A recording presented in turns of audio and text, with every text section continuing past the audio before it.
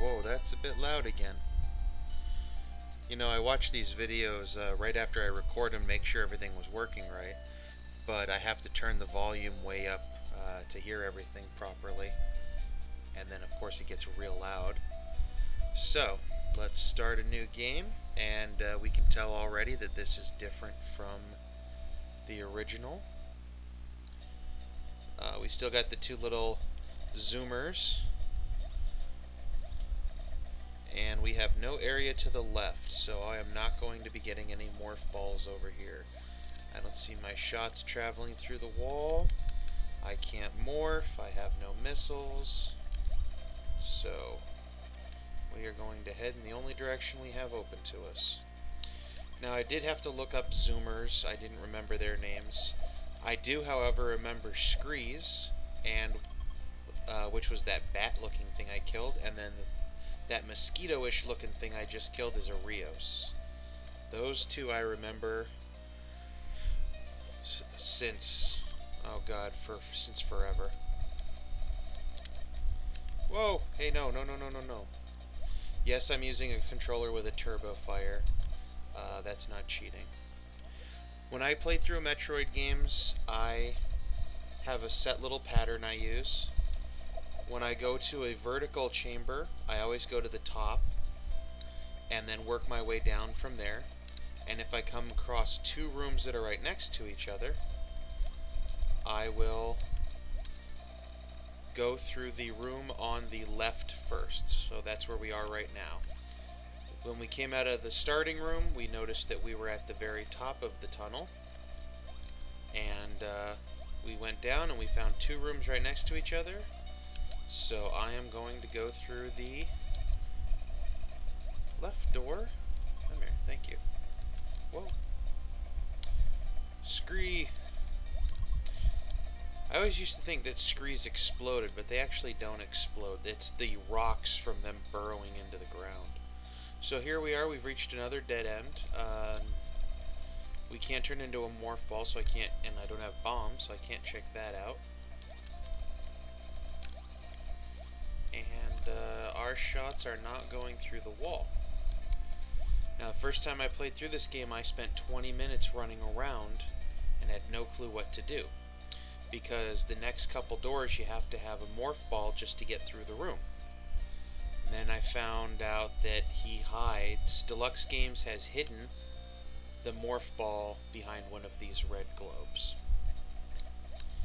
And that was the first sign of me getting a little bit pissed. He talked about stopping arbitrarily bombing the floor, but I mean, if I have to arbitrarily go through these rooms and shoot all these red balls just to see if I've got an item, especially an item that I need just to continue the game, it's not like this is an optional item. You have to have the morph ball to get past the first set of doors. I think the morph ball should have been more obvious, like in the original game. Just sitting out in the open, all you have to do is walk over and grab it. So that is my first little problem with the game. It looks very nice. A little bit heavy emphasis on the green. And this is what I mentioned when you had to have the morph ball to continue. You're not going anywhere until you can get through that little gap.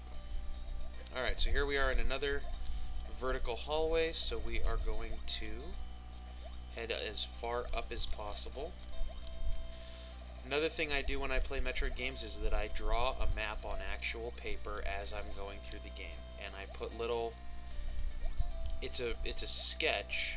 Oh, I'll talk about this in a sec.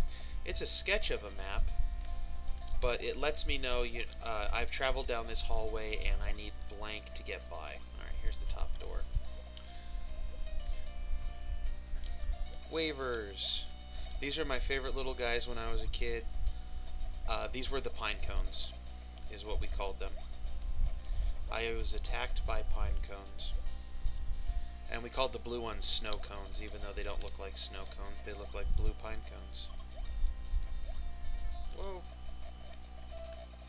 Whoa. Getting attacked. Okay, we're at the bottom. That's one. Shoot. Now you see this this zoomer here, who just goes not all the way around like the rest of the zoomers, just to the left and then the right, and he avoids the bottom. That is not how the zoomers worked in the original Metroid. They all went around. Later on, there's the Zeblas, the little googly eye guys in Kraid's hideout, and they only traveled along part of the platform. So I think that's a little bit of a... I mean, it adds some variety, but you're not expecting it, so it gets some cheap hits in, and then it just makes it a little bit more annoying. Alright, we are going to get something else before this video ends. I'm going to play it in parts, obviously, because even with the cheat, the original Metroid takes a little bit over 10 minutes of play to finish. Okay, this is as high as we're going for now. For example, on my map, I would write down that I've passed X amount of doors, and now I need the high jump in order to get further. We'll head to the right here. Ooh, another waiver. That is some energy right there. Scree. Okay, there's that. There we go. So now... Whoa, die. There we go.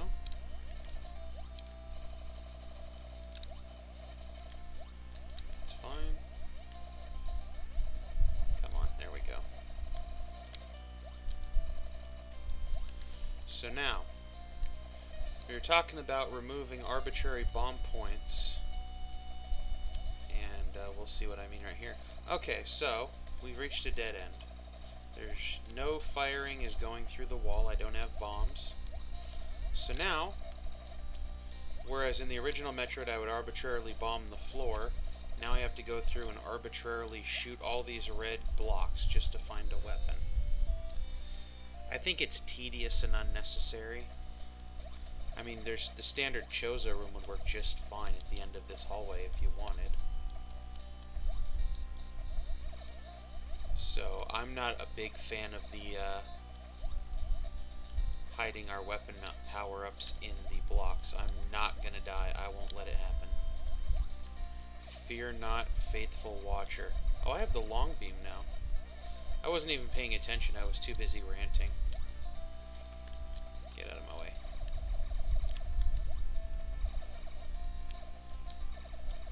There we go. Alright, so now we've got a morph ball and a long beam, and there's nowhere to go but down because, well, long beams don't make us jump higher.